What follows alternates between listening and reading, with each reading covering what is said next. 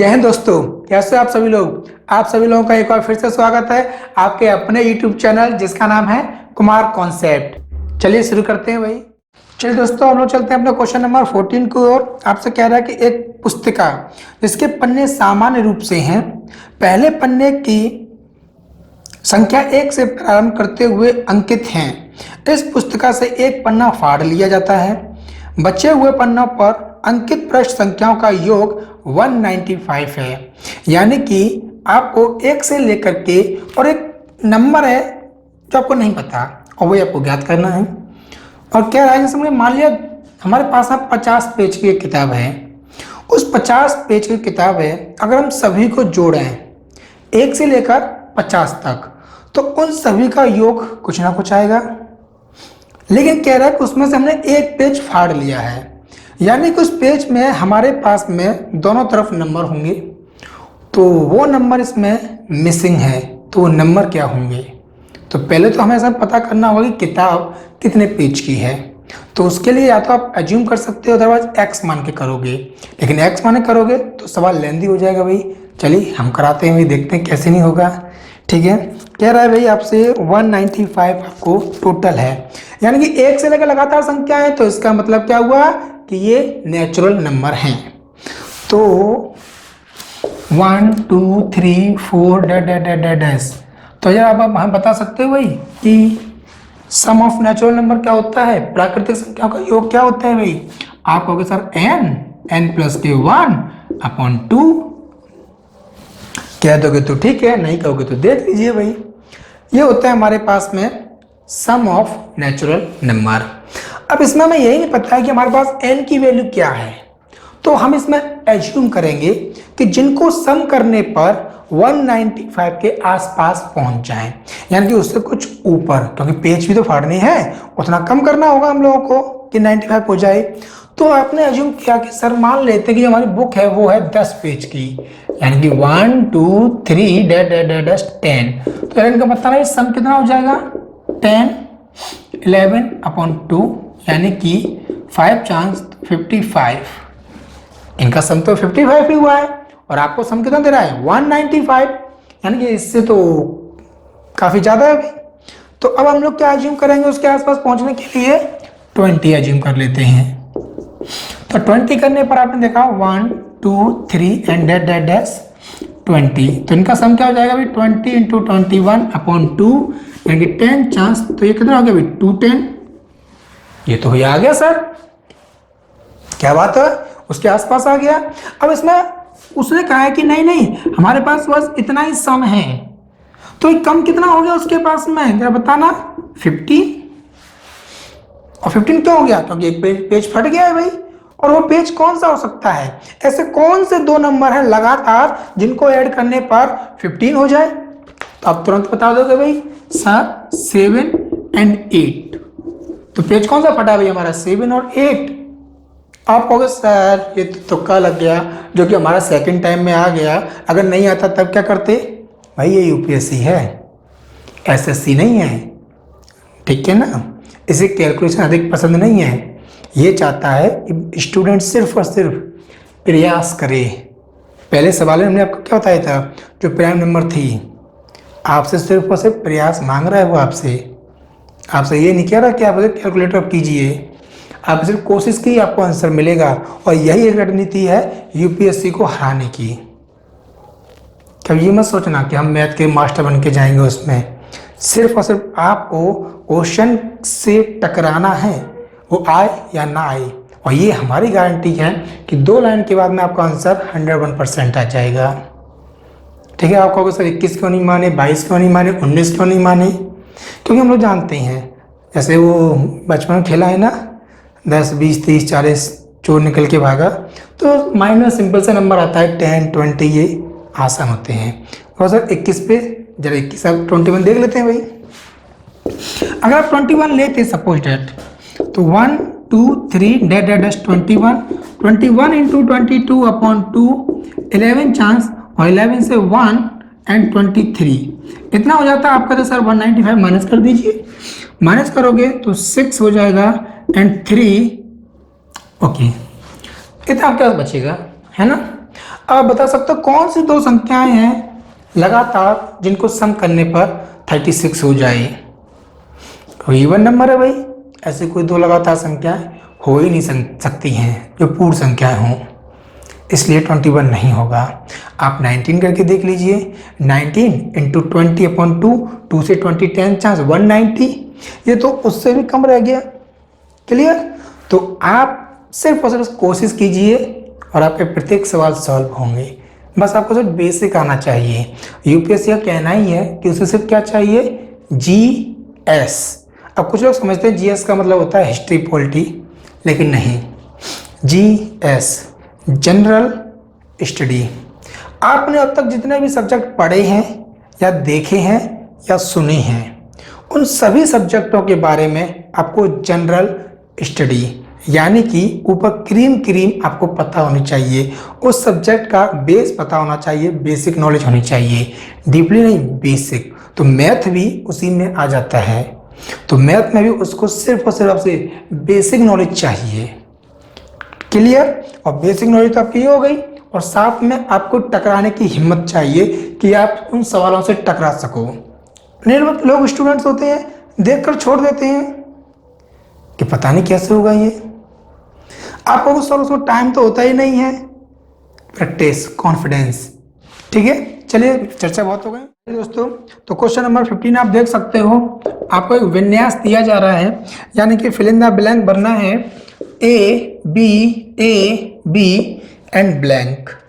आगे आपसे कह रहा है B, again blank, B C B, again blank, D C and D C, D E D, blank and D. कह रहा है आपसे बताइए इसमें कितने क्या आएगा। तो सबसे पहले इनको करने का शॉर्ट तरीका क्या होता है, काउंट कीजिए इसमें कितने हमारे पास टोटल लेटर हैं। 1 2 3 4 5 6 7 8 9 10 11 12 13 14 15 16 17 18 19 20। सर 20 हैं, 20 है आपके पास में। तो 20 को आप 4 × 5, तो या तो आप इनको 4 के पार्ट्स में डिवाइड कर लीजिए, अदरवाइज आप इसको 5 के पार्ट में डिवाइड कर सकते हो। और आप 5 क्यों कर लो तो भी ठीक है। क्या करते हैं भाई, 1 2 3 4 5, 1 2 3 4 5, 1 2 3 4 5, 1 2 3 4 5। ओके, अब बस आपको पैटर्न पकड़ने की कोशिश करनी है इसमें कि क्या पैटर्न हो सकता है। तो इसमें आप चेक कीजिए भाई, क्या आपको दिख रहा है इसमें, यहाँ पर बी है, फिर यहाँ पर बी सी है, और फिर यहाँ पर बी है। ओके, यानी कि यहाँ पर क्या आ सकता है भाई, आप सोचो सर यहाँ पर तो बी सी है पूरे में, तो क्या इसमें बी आ सकता है भाई, कितना बी हो जाएगा फिर ट्रिपल। कहीं पर भी कोई भी लेटर आपको ट्रिपल में दिख रहा है भाई, जो ट्रिपल में हो कोई भी लेटर नहीं दिख रहा सर, यानी कि इस जगह पर बी नहीं आ सकता है, तो अगेन कौन आएगा, ओनली ऑन सी आएगा भाई। तो इसी बेस पर आप इसे कैच कीजिए भाई, बी सी, फिर इसके बाद में ये क्या है बी, यहाँ पर क्या ए बी, तो अगला क्या आना चाहिए भाई, ए नहीं आना चाहिए क्या। इसमें चेक करते हुए यहाँ पर हम लोग लास्ट वाला एक आपको एक्स्ट्रा मिल रहा है सी डी, तो इससे पहले भी सी डी, यानी कि यहाँ सी हो जाएगा। डी ई, तो यहाँ भी क्या दिख रहा है भाई, डी ई, और लास्ट वाला डी हो जाएगा। तो इस प्रकार जो आपका ऑप्शन बन गया A C and E. Okay, option number कौन सा भी, ए C and E, C option है आपका। देख लीजिए, आप इसका स्क्रीनशॉट भी ले सकते हैं, समझ सकते हो। अगर आपको कोई भी दिक्कत हो कमेंट में नीचे लिख देना, आपको मिल जाएगा आंसर, ठीक है ना। आप जल्दी से जल्दी कांटेक्ट कीजिए और अपनी सीट्स को बुक कीजिए। क्यों? क्योंकि कोरोना की वजह से जो क्लास के स्टूडेंट्स के संख्या है वो अब सिर्फ और सिर्फ 25% रहेगी। यदि पहले क्लास के अंदर 100 बच्चे पढ़ते थे, तो अब सिर्फ और सिर्फ 25 ही बच्चों को हम लोग एक बैच में पढ़ाएंगे, ठीक है। हाँ जी दोस्तों, क्वेश्चन नंबर 16 में आपसे कह रहा है कि फिल इन द ब्लैंक भरिए एक तरीके से, जहाँ पर कि आपको ए बी के रूप में कुछ लेटर्स दिए हैं, उनके नंबर पता करने हैं, और कह रहा है कि लास्ट में ए और डी के मानों के बीच अंतर क्या है। शुरू करते हैं भाई। A and 3BC, D, E, 2 and F, जहाँ प्रत्येक वर्ड यानी कि लेटर 3 से बड़े भिन्न अंक को दर्शाता है। प्रत्येक लेटर क्या भी 3 से तो बड़ा है और जो लेटर है और भिन्न है, सभी एक जैसा कोई भी नहीं है, ठीक है ना। और किसी तरह अंक को यानी कि डिजिट है, ठीक है। अब कह रहा है यदि हम इन दोनों का योग करते हैं सम, तो योग करने पर हमें कितना मिलता है भाई 20951, ये आपको मिल रहा है ना। ओके, चलिए हम यहाँ पर कुछ भी एज्यूम कर लेते हैं कि माना हमने C इक्वल टू हमारे पास 8 और F इक्वल टू 4 है हमारे पास में, तो कितना हो गया भाई 12 की 2 हो जाएगी और कैरी हमारे पास में यहाँ 1 हो जाएगा, तो 1 और 2 3 और 3 में भाई कितना 7, यानी कि V की वैल्यू कितना आ जाएगा हमारे पास में 7 हो जाएगी V की वैल्यू, तभी तो 10 होगा। 10 में 0 फिर से कैरी यहाँ पर 1 आ जाएगी, यानी कि 4 हो गया, तो E की वैल्यू कितना 5 आपको मिल गया, तभी तो होगा ना 9। आगे और बढ़ते हैं थोड़ा सा, यहाँ पर आपको पता करना है कि ये 15 कैसे होगा। कोई भी कैरी नहीं है तो आपको पता है कि सर 15 करने के लिए हमारे पास में 8 एंड 7 एक तो ये है, और हमारे पास में भाई क्या है 9 एंड 6, एक हमारे पास में पेयर ये है, हाँ या ना। क्या और भी पेयर हो सकते हैं भाई? कोई और पेयर बताइए आप हमें जो हो सकता है भाई, कितना 15 हो सकता है। हमारी नजर तो कोई और नहीं है भाई, ये 2 ही पेयर हैं, हाँ या ना।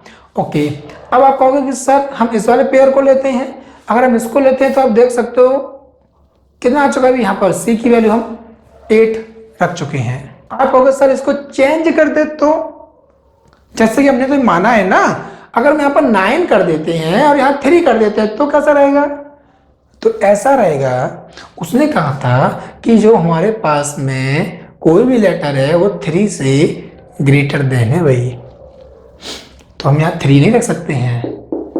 ओके, अब आप कहोगे सर ठीक है, तो हम यहाँ पर क्या कर देते हैं 7 कर देते हैं यहाँ पर, और यहाँ क्या कर देते हैं यहाँ 5 कर देते हैं, ये आएगा 7 तो हो गया, ठीक है। यहाँ पर तो आप लेट कर रहे हो, क्या E की वैल्यू यहाँ 5 है, यहाँ कुछ और आ सकती है 5 के बजाय, यहाँ 5 के अलावा कुछ और आ ही नहीं सकता है, तो इसीलिए 5 वाला भी कैंसिल हो गया भाई।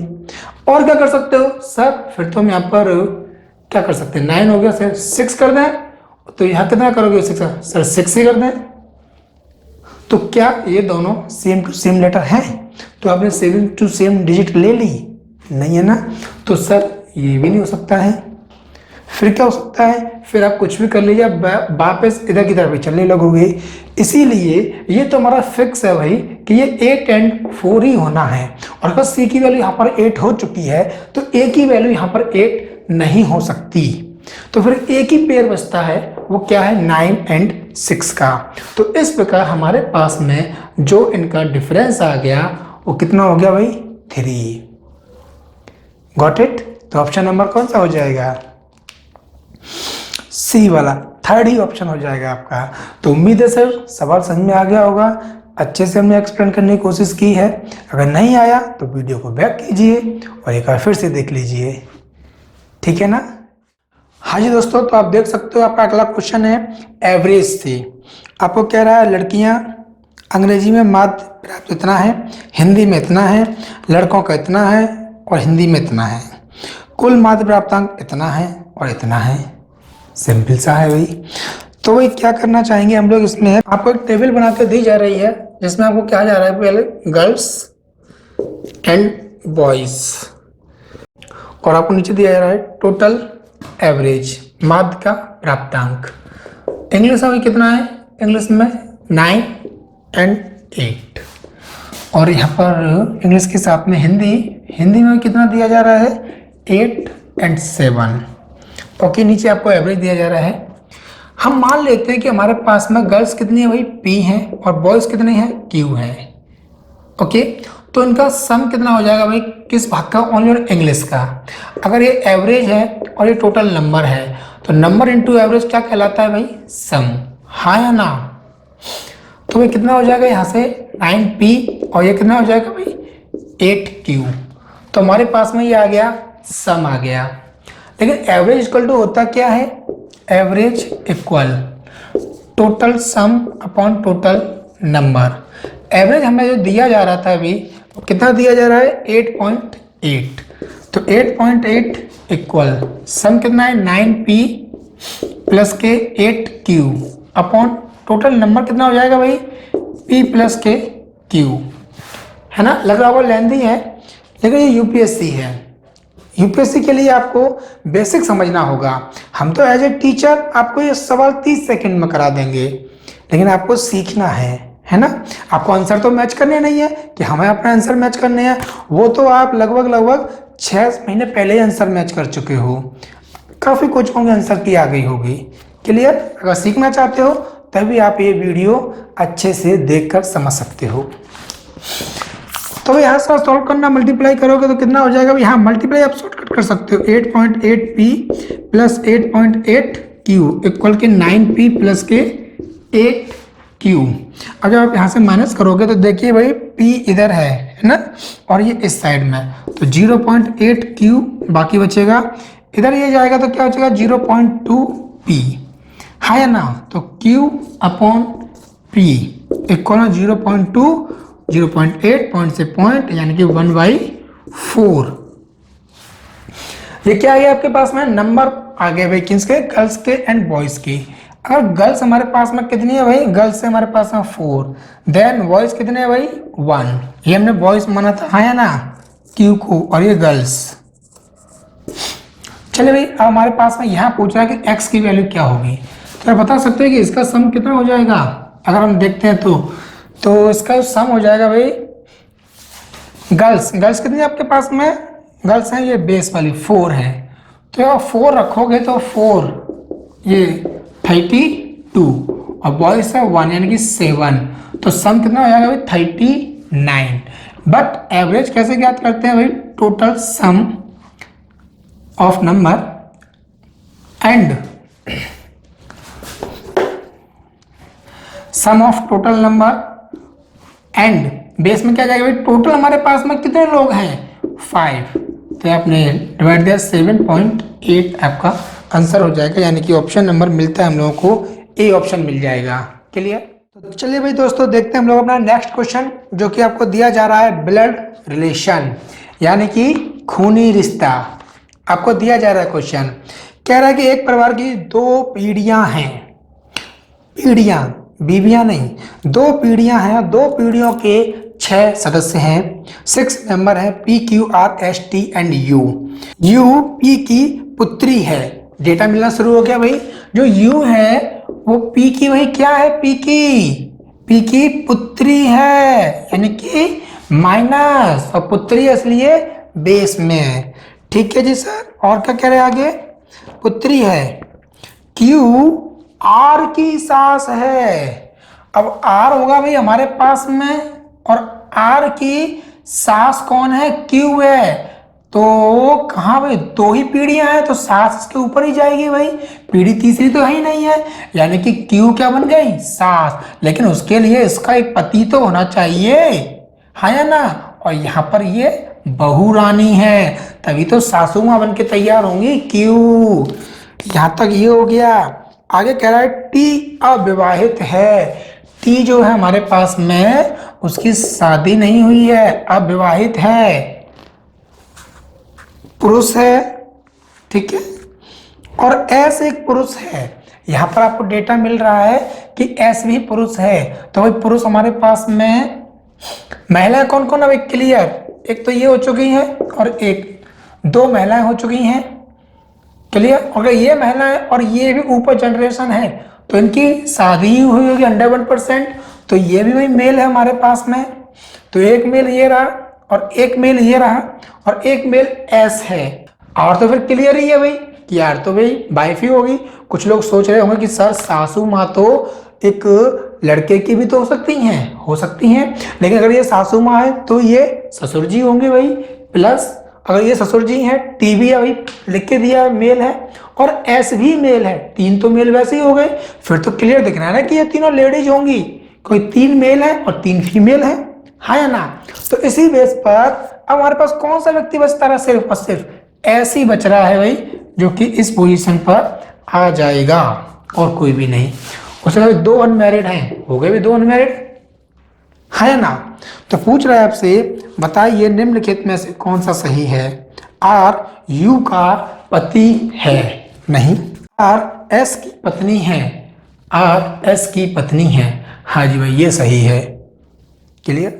हाँ जी दोस्तों, आपको क्वेश्चन नंबर नेक्स्ट दिया जा रहा है 20। वो आपसे कह रहा है कैलेंडर 12 जनवरी को रविवार है, यानी कि 12 जैन को क्या है भाई, संडे, संडे है।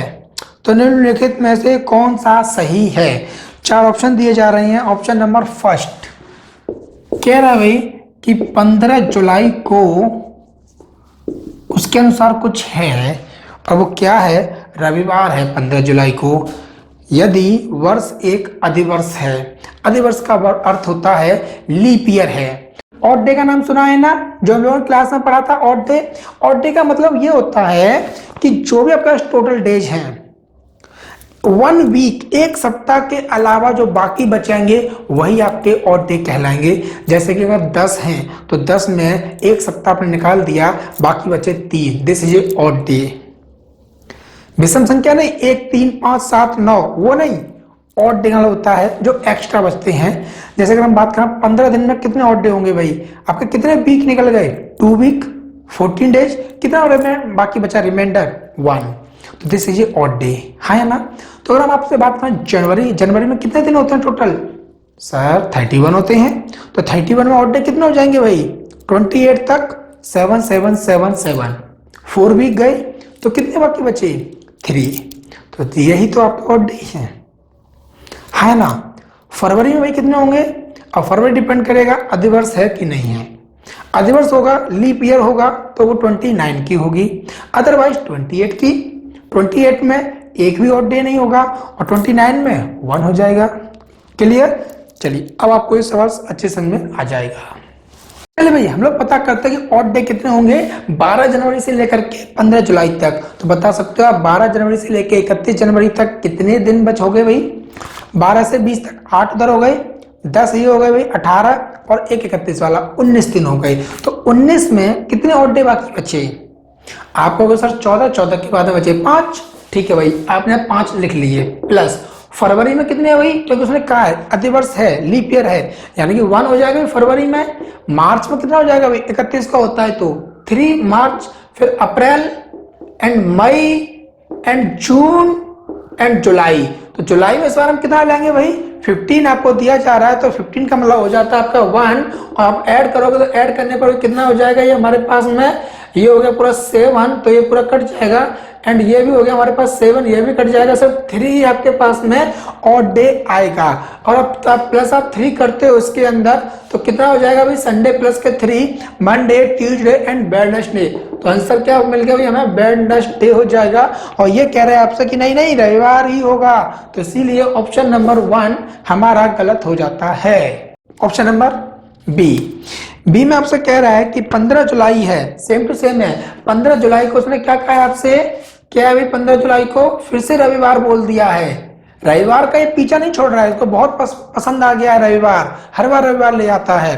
तो कह रहा है क्या रविवार होगा भाई, रविवार तभी हो सकता है जब हमारे जो ये ऑड डे होते हैं इनका नंबर आना चाहिए भाई 0, तो 0 आने पर ही हमारा रविवार हो सकता है। यानी कि अगर ये अधिवर्ष नहीं है, लीप ईयर नहीं, तो कौन सा भाई कम हो जाएगा, यही तो एक दिन कम हो जाएगा। यानी कि 3 की जगह पर फिर कितना बचेंगे, 2 बचेंगे। तो 2 बचने पर भी संडे नहीं आ सकता है, यानी कि फिर भी आपका ट्यूसडे ही हो जाएगा। तो यानी कि ऑप्शन नंबर बी भी क्या होगा भाई, रॉन्ग हो जाता है। अब चलते हैं हम लोग ऑप्शन नंबर सी की ओर, और कह रहा है सीधे सीधे 12 जुलाई।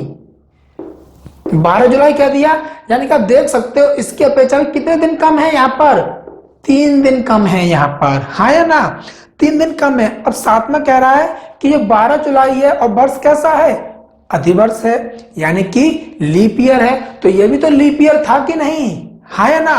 तो अगर लीप ईयर था तो इसमें हमारे पास कितने बच रहे थे भाई, 3 बच रहे थे। तो 3 कब? जब 15 थे तब। लेकिन 12 पर जाओगे तो ये 3 कम हो जाएंगे, यानी कि 0 आ गया। और अगर 0 आ गया तो संडे में यदि आप 0 को ऐड करते हो तो आंसर भी संडे ही आएगा, यानी कि आपका ऑप्शन नंबर सी हो जाएगा राइट। और डी में क्या बोल दिया उसने? 12 जुलाई है, लेकिन ये क्या कर दिया? अतिवर्ष नहीं है, लीप ईयर नहीं है, तो एक और कम हो जाएगा, शनिवार ही रह जाएगा। क्लियर? समझ में आ गया?